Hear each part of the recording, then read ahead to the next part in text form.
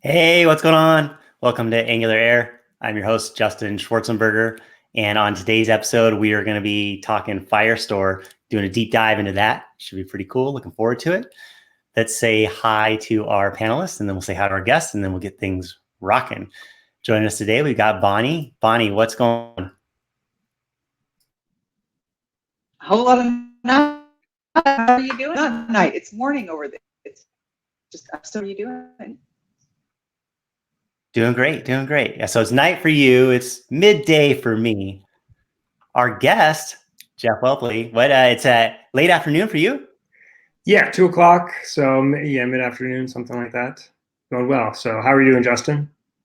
I'm doing great. I'm doing great. It's always great to have you back, part of the show, in any fashion, whether it's a panelist, a guest, or whatever. So Yeah, I love to be here, definitely, especially with two of my favorite people.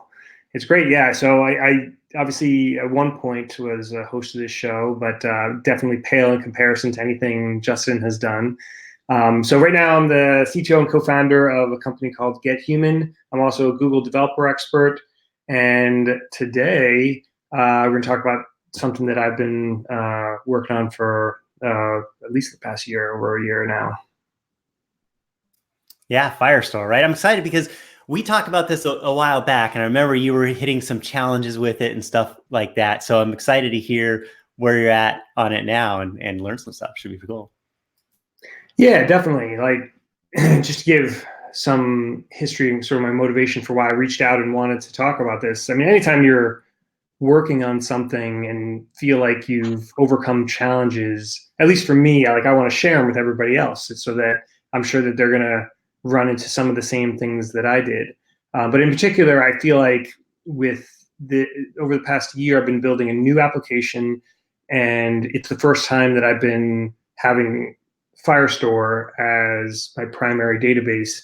And I feel like the thing that we're building on top of it is pretty extensive. Like, I think we've been maybe not pushing every limit of Firestore, but I've definitely found a lot of edgy type stuff that presents some interesting use cases and things that, like, both I've talked to the team about, and some things that have been kind of resolved over time, some things that are not. And so there's really like two things kind of that motivated me to really come on and talk about it today. One, like I mentioned, was sharing some of my experiences. Hopefully people can use that to learn from it if they're using Firestore or other kind of Firebase databases in the future. But then the other thing is a little bit self-serving, I guess. I want to help. Near the end, I kind of want to talk about some of the things that, like, there's some things that I think are close to being there with this particular technology, that I think if people see the value that I do and what's there already, and start to echo some of the things that I think would make it even better. Maybe things that I know the team is kind of looking at and working on.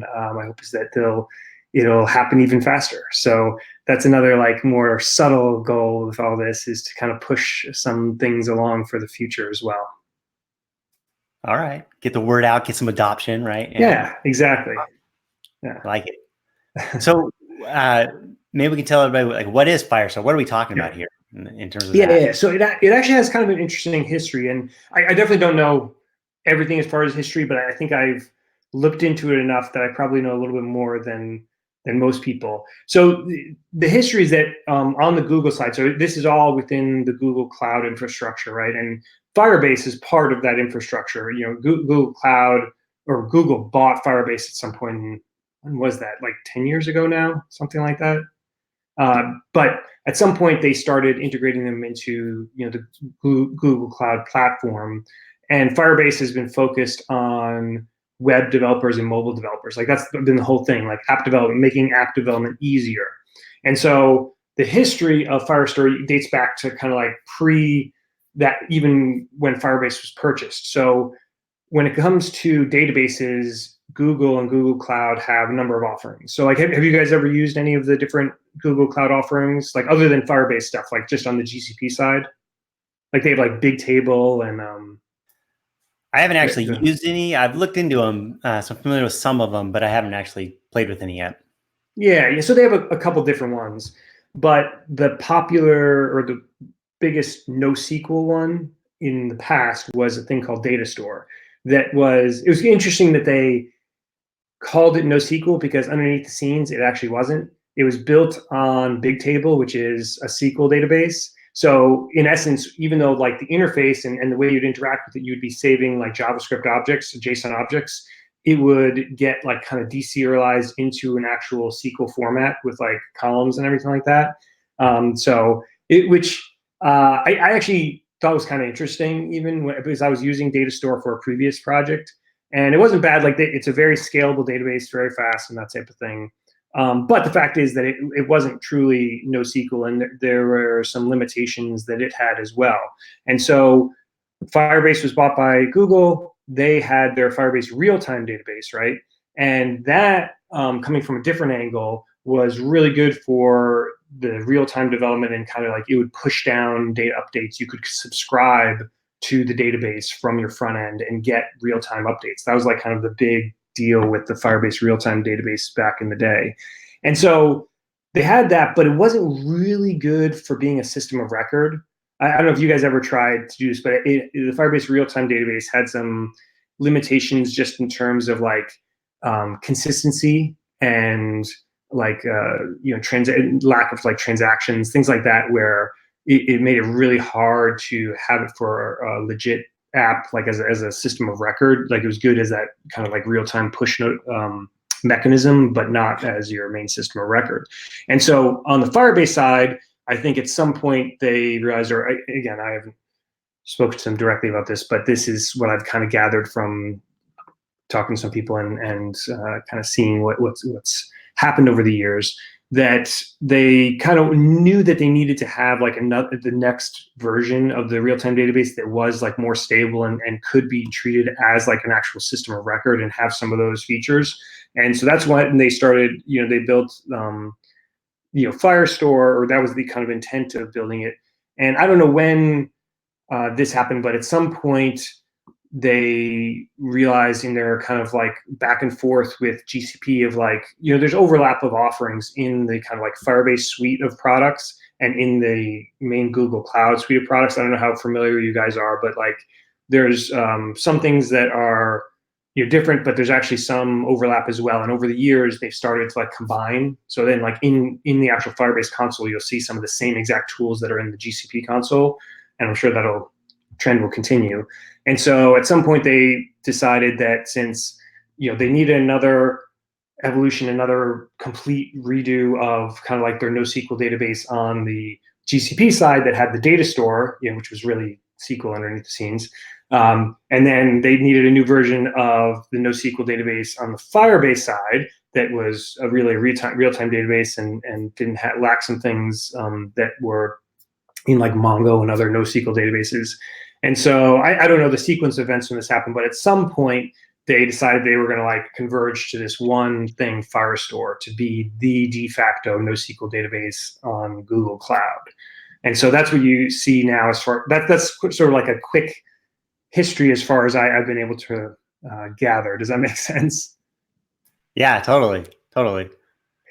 And so, one thing to keep in mind as far as the intent, besides what I just said, was that everything with Firebase is meant to try to make app development easier. Like that's their entire, like their North Star is thinking, what can we do to make things easier for the web developer, for the native or mobile developer, right? And in creating Firestore, the idea was, okay, yes, the real-time thing was extremely useful and people like that. But how can we make this, not only make it a system of record, but the one thing which I think was super interesting and I think very unique, what they've done, is make it so that you can use it directly from your front end without any API in between, without any backend. Essentially, you can use Firebase as your backend. And it's a sort of different view with the way they do it than some of the other backend as a service offerings out there, which still have sort of this middleware layer on top of it. They sort of went with the approach of like, okay, we're just gonna make our database with features that allow you to connect to it directly from the web and make it, the biggest trick, to be honest, is the security side of things. Like that's usually where you get caught up in not doing that with other offerings. And so they solve that through their Firebase auth side of things, which I have some stuff that I'll show you later on that. But that was the general gist. And so like now it's something where Firestore is powerful enough to be used as the NoSQL database on the Google Cloud side as like a backend that you connect from your either API or other backend processes, or through the Firebase offerings, mobile developers can connect to it directly from their front end, no other backend needed, and just go and use it as they please. So I think that is not only a unique approach, but really, really powerful. And then how do the Firebase functions fit into that? Is that kind of like okay, hey, if the connection directly to the database doesn't do everything that you need, you could still augment that with maybe using Firestore or Firebase functions? I don't know if that's the term, right? They're functions, right? Yeah, functions. Yeah, no, that's a correct term. So there's a couple ways in which functions are used. In terms of what we're talking about now, there's kind of like, I put two primary ways, and then there's some other stuff as well. But the two primary ways are, one thing we do is you could theoretically go directly to Firestore and use their security rules to protect different data sources for everything. But I found that it does get tricky, and I do want to show you the security rules when I start sharing my screen a little bit later. But certain things that you try to do, even though the security rules system that they have set up is very flexible and powerful, it can't handle everything. So like when you run into like these cases where you need to do something to the back end, but you are worried about exposing it to like the front end directly, then yeah, you can create a function where basically you're calling out the function, which is more secure, and then it has a higher level of access to your database. So that's one main thing. And then the other one is through triggers, which I use heavily, like in our application that we've been building, where and it's super powerful, where you can basically set listeners on different collections, different pieces of data, so that if it's added, updated, deleted, or whatever you want, that then it triggers a function to do some piece of work. So there's many, many different things you can do with that. Most of the time for us, it comes down to like data denormalization and or replication, where we have like data copied throughout different collections or to another data source altogether. And so like that makes your life much easier in order to kind of like wire up those types of things. Yeah, it makes sense. I think also too, in terms of like maybe some business logic or data protection in terms of valid data that's going in, maybe utilize, unless there's some way to do that just directly through the database config. But I would assume that that's not the case. So maybe you can use like a function in order to handle that validation before it gets stuffed in your database. Yeah. So the way that I look at it is when I design my schema, like design my what collections I'm using. I actually for Firestore, in addition to all the other reasons that you would make certain database design decisions, with Firestore in particular, I think about, okay, for this particular collection, is this something that anybody on the web can read and I won't have any sort of security issue? Or can they update it or whatever without any issue? Or what are the protections for this particular thing? And depending on what the answers are to some of those questions, you may or may not need that functions layer in order to do either reads and or writes. Most of the time for us, we'll make it so that a certain subset of tables are read only for everybody. Anybody in the world can read them because it's public data and it's not that big of a deal. But for writing, most of the time, we require that at the very least that you're authenticated, which again, I'll show you once we show that you have the security rules work, but it can check to make sure with Firebase auth that you're authenticated and or you have certain privileges. But then if you have to get more sophisticated than that, then you restrict it that from the security rules level, it doesn't allow any writes, and you have to go through a Firebase function in order to get to the data. So that's basically how you can work. You can basically set on that scale, the level of whether it's like high security or low security. Does that make sense? Yep. Very cool. And you mentioned auth. So we're talking about like using this, maybe from like an Angular app directly to get our data, right, and stuff like that. But they also have an auth offering. Wow, that right that you could utilize as a single sign-on. Is that correct as well? Yeah. So Firebase auth is great. You can. Most people use it for social auth, but you can set it up to do email auth. I mean, it's very similar to like Auth0 type of offering. But the thing where I think I've enjoyed it in particular is that it integrates so well to all of the other services. So I mean, I'm starting to talk about some of the ways in which it integrates well with Firestore, integrates well with other stuff. So if you use Firebase Auth, and basically you're not only in your application, you have a reference to the user that's currently logged in. In addition, when your front end is calling out directly to Firestore, Firestore sees that auth token and knows who it is that's logged in, and you can set the security rules based off of that. Does that make sense? Yep.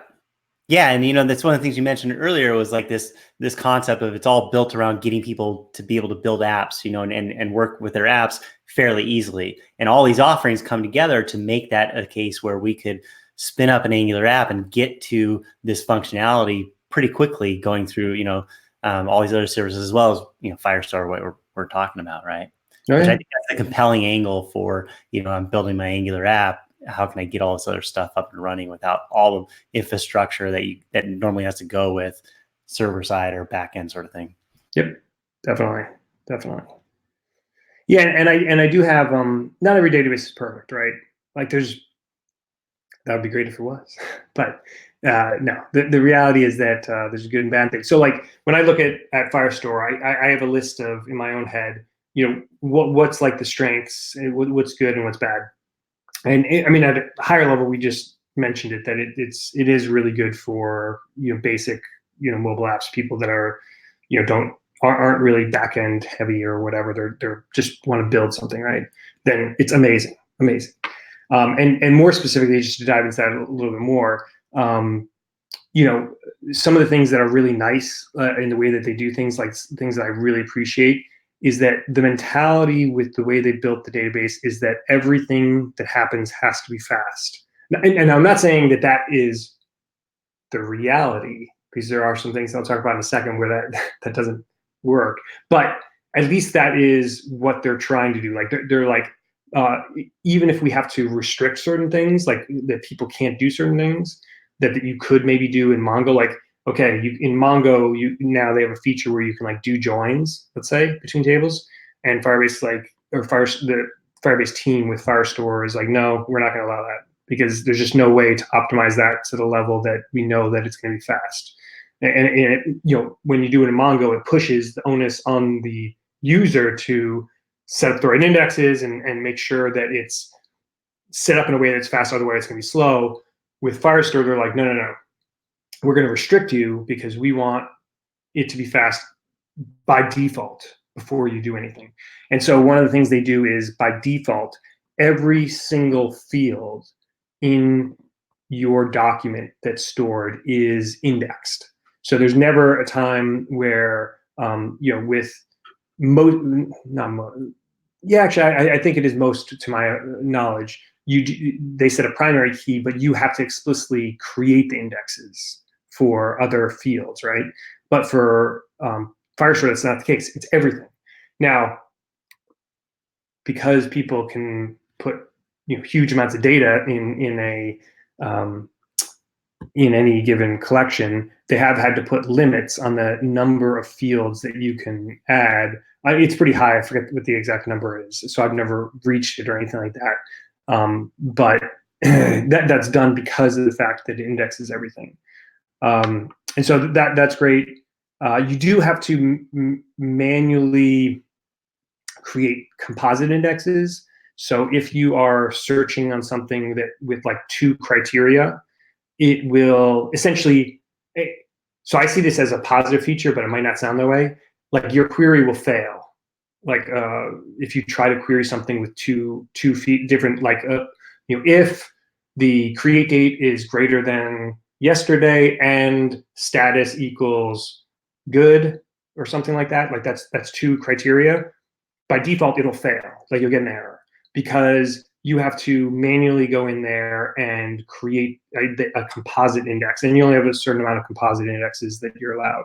But again, I view that as actually a good thing, that it fails in that way and kind of makes it obvious. And the failure message actually gives you a link where you actually, it's like 2 clicks. It's like you click on that and then you say, okay, yes, create it. So they make it easy for you. You know what I mean? But you have to like consciously do it.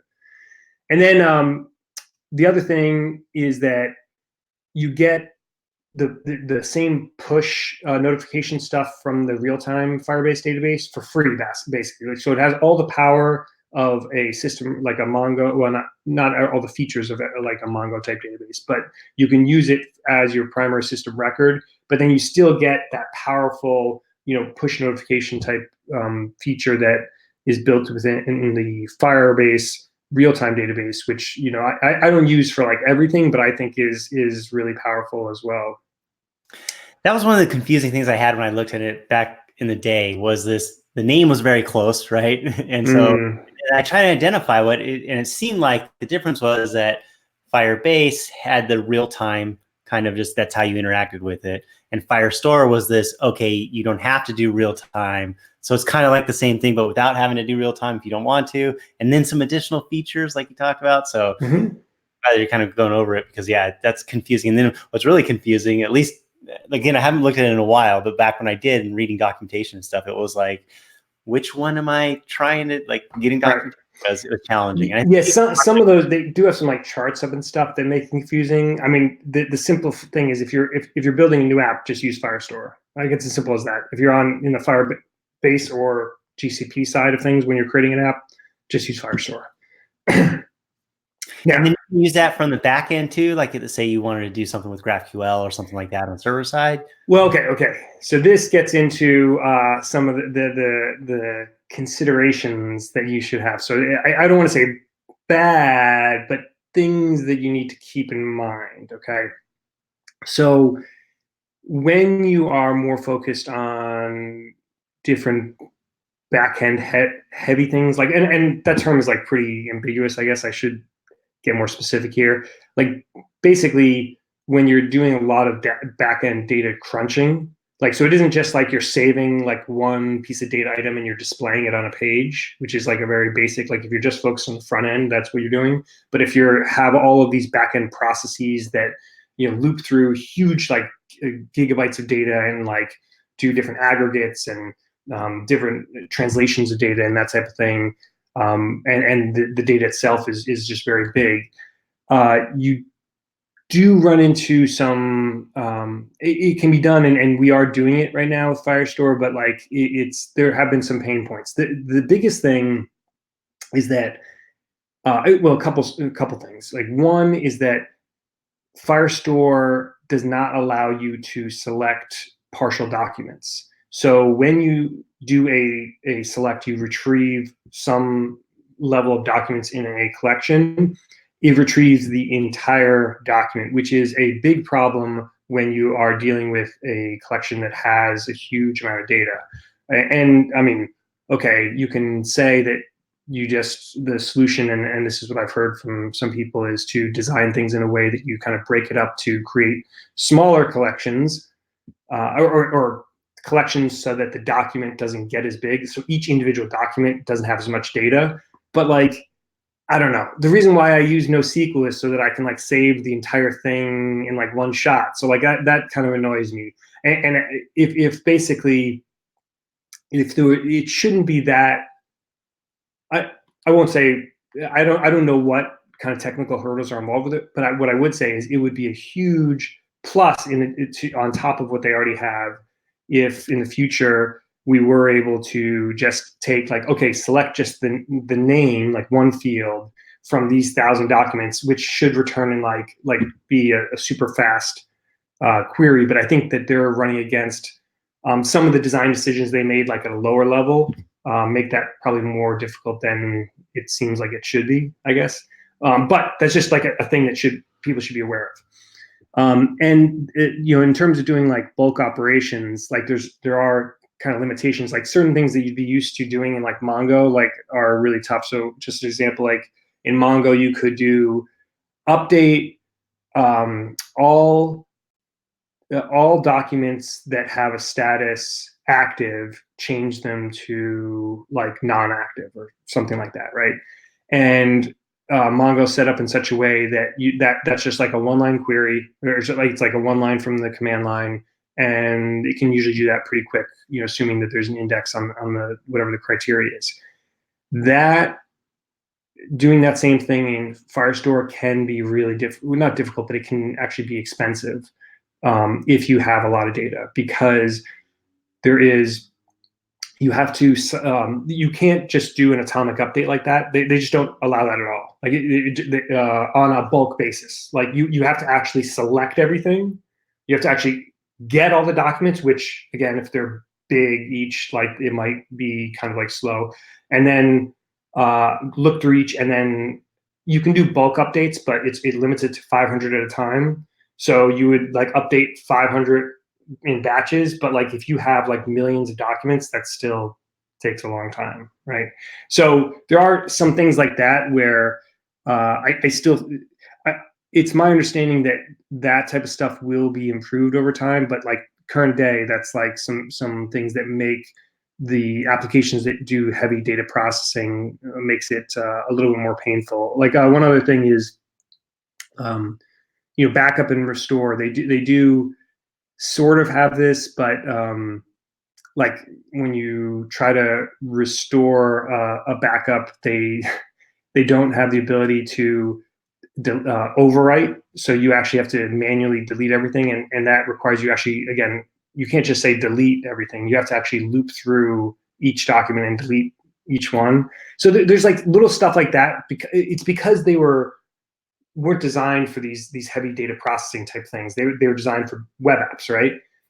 So again, that's take it for what it will. Maybe a lot of my pain there is because I'm trying to use it for something it wasn't necessarily designed for. But I do think that those things that I just mentioned are fairly.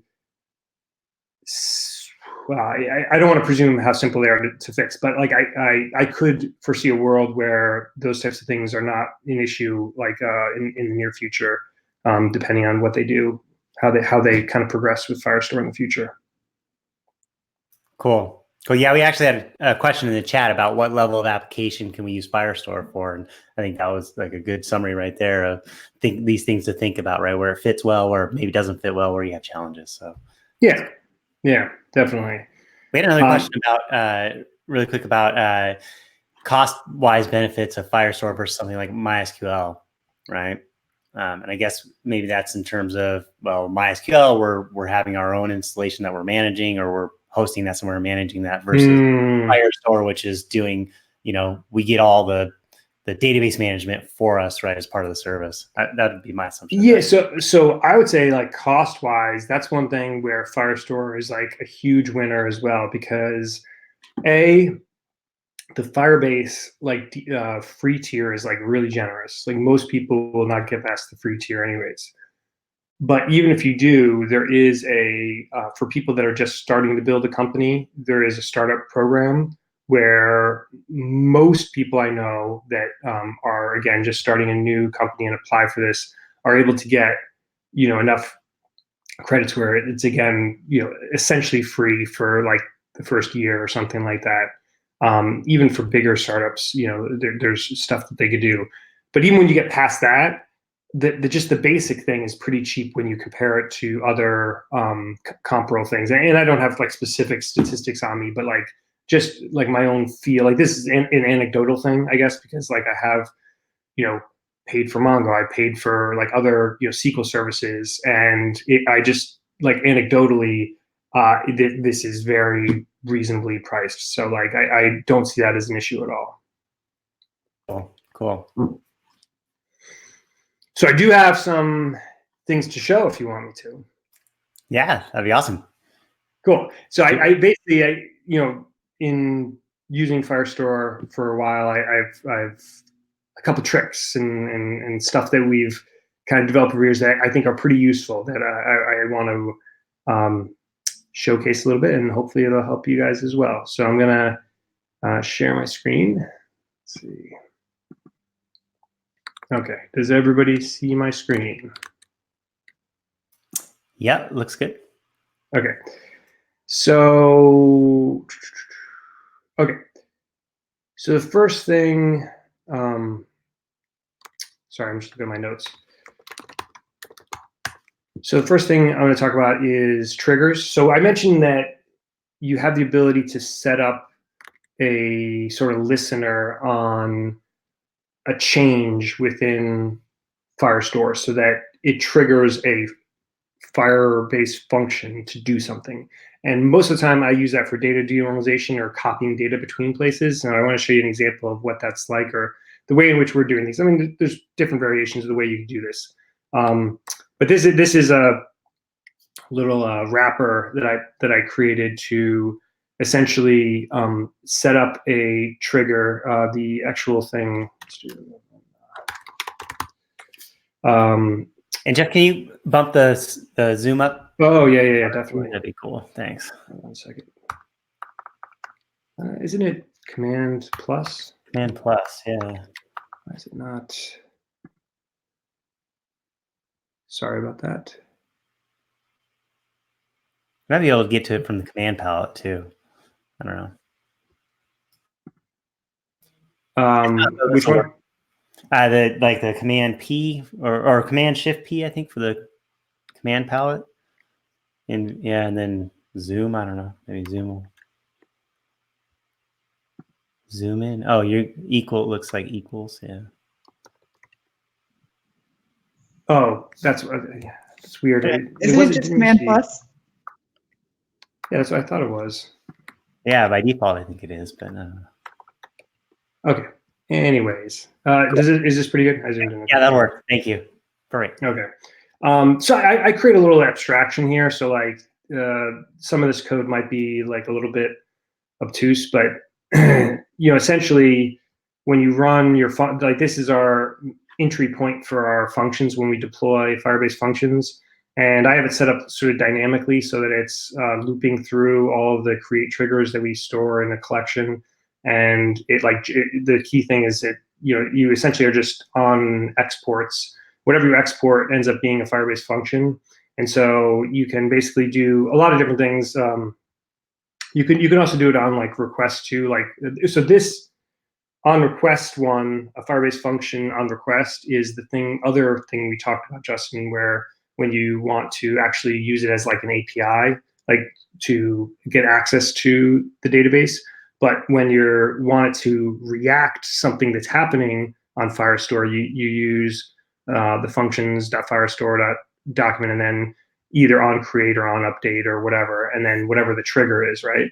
And so to give an example, so I have it basically set up that whenever there's an update on this, I have a brand collection, and whenever there's an update on it, it basically runs this code. And you get a snapshot of whatever the data was before and after it made the change, which is really useful, and some other context information.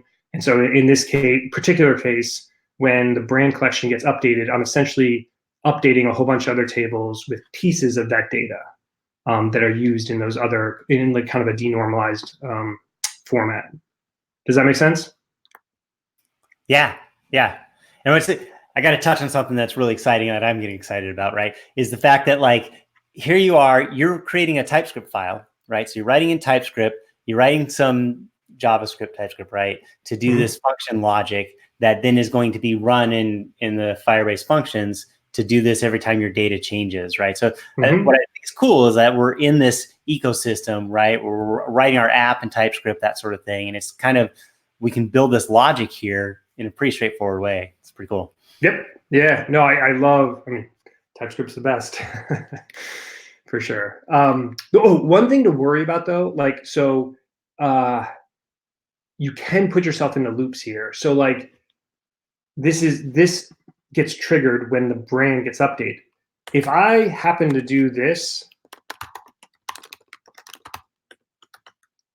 with whatever, like essentially if I update the brand on a brand update trigger, like I can create an endless loop, which basically like brings down the entire database.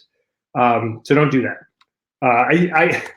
I mentioned something to the team about whether there's a way for them to kind of somehow on their side kind of like capture that there's this recursion loop that inadvertently got created, but their response was just like I said, just don't do that. So just something to be mindful for. And then sorry. Okay, serialization. So a couple things to be aware of. So I have I create a wrapper around the Firestore API. So I do use like FireAuth, the Angular Fire, that's what I was thinking about. So Angular Fire on the front end, and then there's various libraries, Firestore libraries on the back end. But I create my own wrapper on top of that for a couple of reasons. So one of them,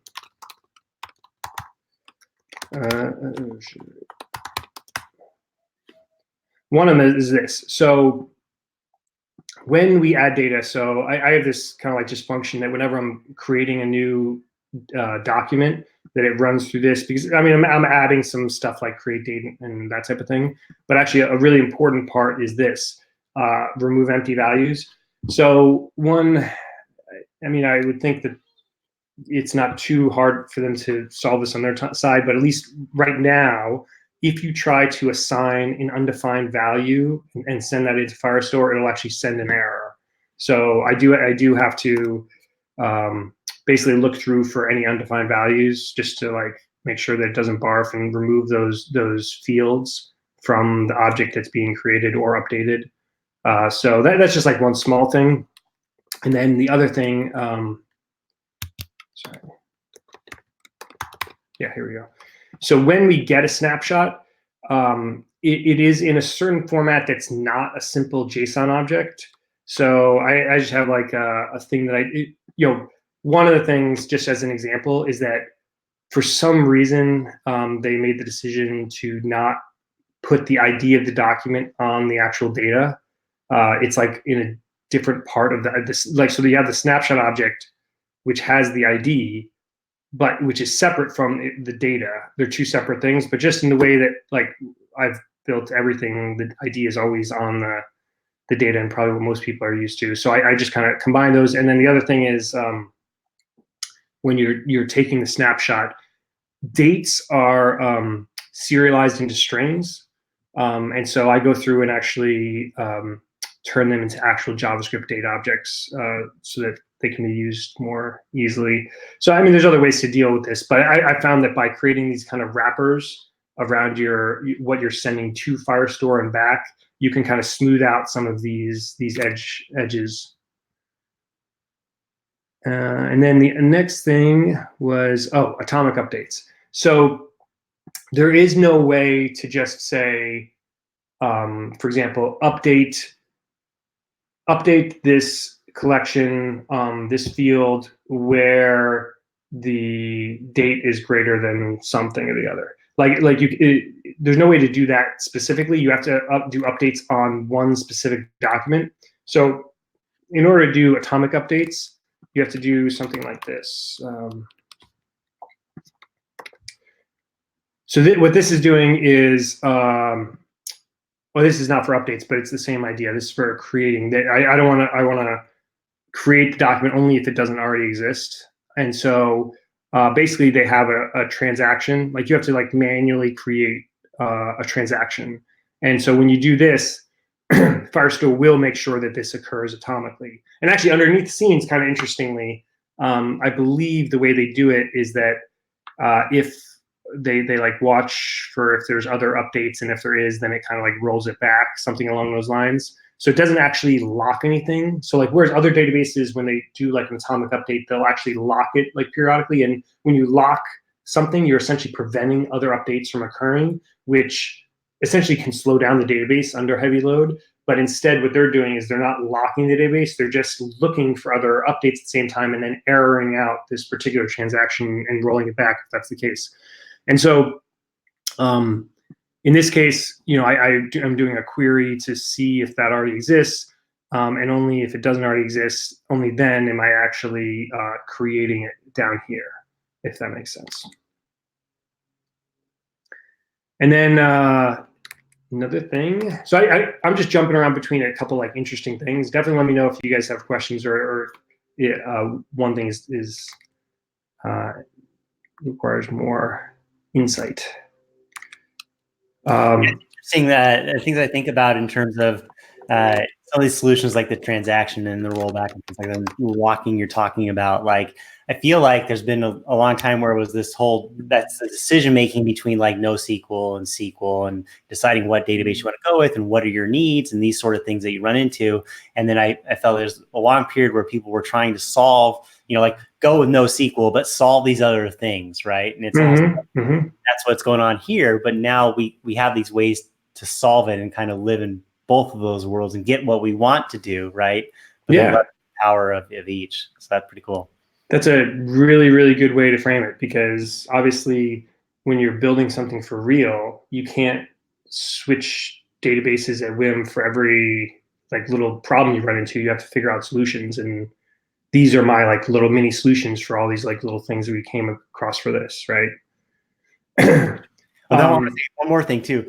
Go back to the fact that we're using TypeScript here and you've got this code in there, right? Like I'm just immediately thinking some of these things that you're doing for the data normalization and stuff, well, because that's in TypeScript and you're working the front end in TypeScript, like you can share that code, right? So if you need to do that same thing on both sides, now it's real easy because you're working with a database solution that uses JavaScript and that sort of thing. So that's also a benefit.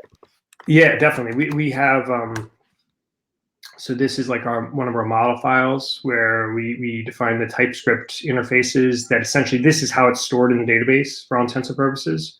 And this is shared between the back end and the front end and is used to kind of like make sure everybody has the same format for this stuff. So yeah, it's really useful. One thing, so when you're updating a set of docs, I said that it can be, it's not totally straightforward, and you have to there's a limit of 500 documents you can update at a time. So I wanted to, like for this and a lot of things, I wanted to make sure that all the different quirky edge casey stuff for Firestore, I didn't want to push down to the front end or push down to like all my code throughout the entire code base. So that's why this wrapper helps smooth that over. Like in this particular case, I'm allowing the front end to just say update all of these docs, and it's only underneath the scenes. Like this wrapper function is doing all the hard work, where it's actually breaking up. Like first of all, it's getting, okay, these are all the docs that have to be updated, right? And it's breaking it up into like batches of 500, and then actually using the Firestore batch mechanism to essentially do 500 updates at a time. But that's like from the front end code perspective, you don't even know that this is going on. You're just saying, just update all these docs. You know what I'm saying? Quick question on that. Have you run into any scenarios with like the transaction and something failing and having to roll back during that batch? How does that work? Yeah. With this particular one, it is a problem because I couldn't wrap a transaction around all of this. There are limitations with the transaction, and one of them is like, I think it's only one update allowed per transaction. So you could do like multiple queries, but you can only do one update. So that's a risk with it. My implementation of this, that is a risk, and I don't necessarily know what the solution is to like essentially what you're asking is you want to be able to do like an atomic update across many documents, and to my knowledge, I don't think there's a way to do that in Firestore. So, and I mean, like that's the thing, is that sometimes, it's not that big of a deal if your data gets like out of sync or whatever. And I think I just made that determination with some of the stuff we're working on. But for some apps, it's like, no, there's just like no possible way we can do that. And if you're in that camp, then yeah, I wouldn't use Firestore. And then another thing I was going to show is, oh yeah, right. So when we're doing queries too, in a similar way, we're wrapping the params. So like Firestore has its own syntax for how you do queries, and just with the way that I'm used to things, I didn't want to necessarily use that. So just as an example, if we go down to, like they do it, it's essentially a chaining of like select, order by, like there's functions that you chain together in order to do the entire query. But I wanted to essentially have my own like JSON for actually doing that, like a format in TypeScript that defines that. So I basically created this where this defines essentially all the stuff that you can do in a query, but just in a JSON format, which is not necessarily what they kind of like accept into the API. But then I have this function that basically translates that JSON format into this function chained API of selecting, ordering, limiting, the different where clauses and that type of thing. And it does a couple other things as well, but it's just really useful to have this kind of wrapper function for that as well. So you've essentially made your own DSL for communicating with that, right, in a layer. Yeah, exactly. So, and it's funny, it speaks to the last point we brought up as well. Like besides overcoming things that seem like obstacles, I also, there's always going to be in any technology or API certain things that you don't like. It's just more of a personal preference that you don't like the API that you like for the most part, but then there's like these other little things. But whatever, just create your own wrapper on top of that, and then you don't have to worry about it. So it always seems weird to me that people that complain about those kind of like more like presentational type stuff that can be, is almost trivial to overcome. So, and then the last thing, I got to share out a different part of the screen. So let me stop sharing, and I'm gonna switch to my entire. Here we go. Share. Okay. Can you see my console right now? Yeah. Okay. Font's a little small, but we can see it. Oh, yeah. While you do that, I want to say hi. I want to say hi to Alex Akrushko from the Firebase team, who's watching the chat. Great. Hopefully they don't skewer me afterwards, but welcome. Okay, so just don't mess up, Jeff. Yeah, no, seriously. I wanted to point out the thing I mentioned earlier about indexes. So one thing is like these are some examples of composite indexes. So like I mentioned, you have to like create your own, but the single field indexes are automatically created for every field. But you need to add your own composite one. So I have a couple here as examples. But then also, there's one other interesting thing. I mentioned that there's a limit for the number of fields that can be indexed because, since they are indexing everything, you could theoretically put like a gazillion, well, gazillion is not a real number, but like you can put a large number of different fields in one document, and that would require a ton of overhead. Oh, and actually, it's not even one if you think about it, in the same collection, for different documents in the same collection, they don't have to have all the same fields, right? But every different field you have is going to have a different index like created, which has overhead from the database side of things. And so that's why they have those limitations. So what you can do, or what you should do, is when you have a field that you're never going to query on and has like a lot of variation in it, you should basically add it as an exemption. So here I basically exempted this outputs.data because outputs.data is basically, it can be almost anything. Like it's stuff that we're capturing from like a scrape, we're part of this system. Without going into too many details, we're like scraping the web for different data in a particular area, and this is kind of like the raw output of it. And I have no control over like what some of those fields are. And so it would be crazy to index this because it would probably over time blow our index limit.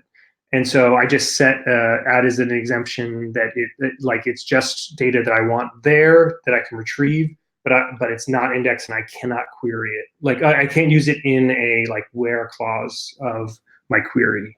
Does that make sense? Yep. Yeah. And then the last thing I want to show is the data. One real quick question I thought about. So then if you have that exemption, what happens if you query that? And do you get a nice little error that says, hey, you get an error. Yeah. Okay. Yeah. Cool. Definitely. And then the last thing I want to show, but for some reason it's slow, I got to refresh here, is for database rules. And in particular, I just want to showcase the thing I mentioned earlier about using the Firebase auth stuff with your rules. So like this is how some of the rules look, and this is like one of the simplistic ones, right, that I'm highlighting, where like this audit table, it's basically saying that no one can read or write it. And to be clear, it's not truly that no one can read or write it. It's just like nobody outside of the privileged, from the API side, it's using credentials that bypass this. So it actually is able to read and write to it, like when you're using like a Firebase function or your own API through the Google IAM security roles. But when you have like an actual web user who's connecting directly to your database, that this is more for that. And it's saying like, okay, those web users cannot read at all and cannot write at all to this table. Now this one, this brand table, for reading, they can read it if they're an admin. So like you can do like these functions. And one thing I got tripped on is I keep on falling back into thinking that this is JavaScript, but it's actually not. There's like I don't even know if it's an actual true language or just their own kind of syntax, but it kind of looks JavaScript-y, but it's not really. So you just have to be careful when you write out this stuff. But in this particular example, I'm basically looking at the auth token. So this will only exist if you use Firebase auth and you've been validated, you've kind of logged in. And for us, we actually store as part of the Firebase auth process, we're storing an extra value of is admin and this part is custom. So like when you're setting up your Firebase auth, you can create some other field or whatever. But for us, we try to make it simple. So we just do is admin. And then I can check that here and confirm that only admins can read from this table. And then for other tables, it's read for everyone. So I allow, like for product line, this is like a public table. So I just allow, okay, whatever, whoever can read from this, that's fine. And so this is the way in which you can connect this is the reason why you're allowed to connect your front end directly to the database. Cool. And it seems like there's a nice little added benefit if you're using Firebase auth, because it ties nicely into that too, right? Yes, definitely. Yep. So that's I obviously have like a lot more stuff, but those are the big ones. And definitely, if anybody has any questions for me, definitely ping me on Twitter, Jeff Whelpley, or email or here or whatever, and I'll definitely get back to you. That's Whelpley Awesome. with an H. WHELP. There's two L's actually. WHELPLEY. Jeff Whelpley. That's right. You got to spell it right though if you're going to find him on Twitter. Yeah, I don't know who that person is with only one L, but he's definitely not me. Awesome. All right. Well, shall we do some quick picks and then wrap it up? Anybody have any picks? Jeff, you go last. So Bonnie and I first, and then we, give the guests the love. Sorry, so Jeff. Bonnie, you got picks? I'm very excited because I'm going to Angular Connect next week. And that's so everybody's descending on London pretty soon. Is that next week? Yeah, next week. Yay! So if you're in London for Angular Connect. Come and find me and say hello. Awesome. Well, I'm not going to be there, so can you say hello to everybody while you're there from me? Yes, I will. Right. Awesome. All right. I got one pick at a request of Mike Brocky, who's not here today, but he asked me to pick this pick. And him and I just started a stream that we're doing, and we did our first one last night on Twitch, and it's called NGBS. Oh, I watched that. So BS did not stand for what I thought it stood for.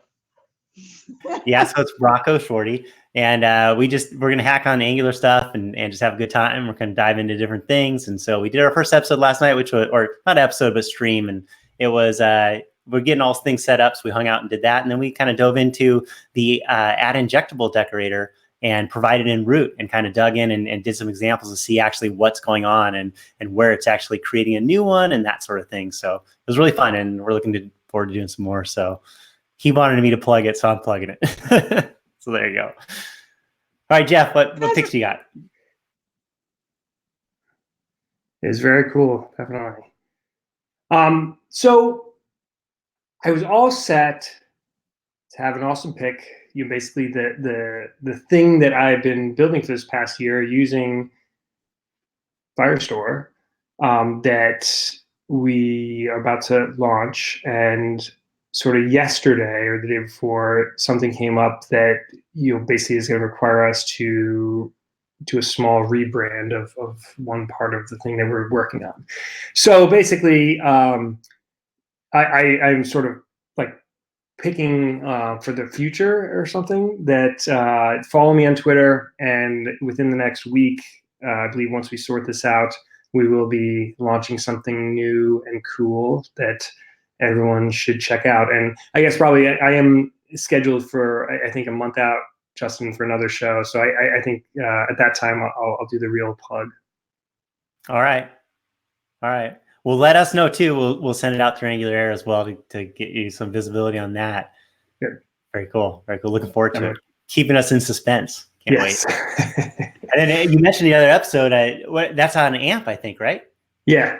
So I'm looking forward to that. Another thing that I've been doing a ton of work on and I'm really excited about. I'm actually doing a talk on AMP at one conference in the late fall. So yeah, I would be excited to talk to you guys here about it in about a month's time. In a month. It'll be cool. Yeah. Always good Jeff, to have you on and have you back. What was that? Does this surprise have anything to do with Maddie? No. Although, different surprise? just as an aside, it's something else. But very funny thing, Maddie, just a very quick hand of Maddie the other day, my 9-year-old daughter started bugging us about an iPhone. Like, she wanted an iPhone. One of her friends got an iPhone. So I said, look, the moment that you publish your own app through the App Store, I will give you an iPhone. I mean, she is an international conference speaker, Dad.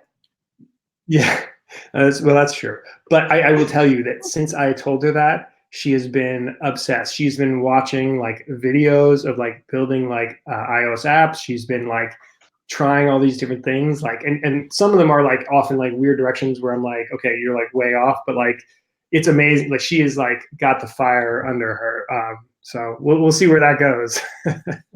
The littlest Dev Jr.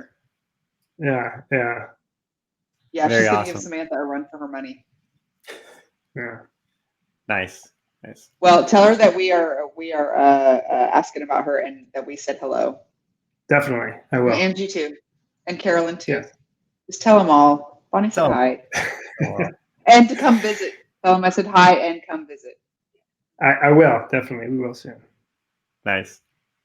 All right, Jeff. Well, it's always a pleasure to have you on. Thanks a ton for sharing your time and the content. Really appreciate it. And as you know, if you don't know, you're welcome back anytime that you want. So just give me a heads up. Let me know. Come on whenever you want. But really appreciate it. Thank you. Thank you. I appreciate it. Have a good one. All right. That's a wrap. See you, everyone.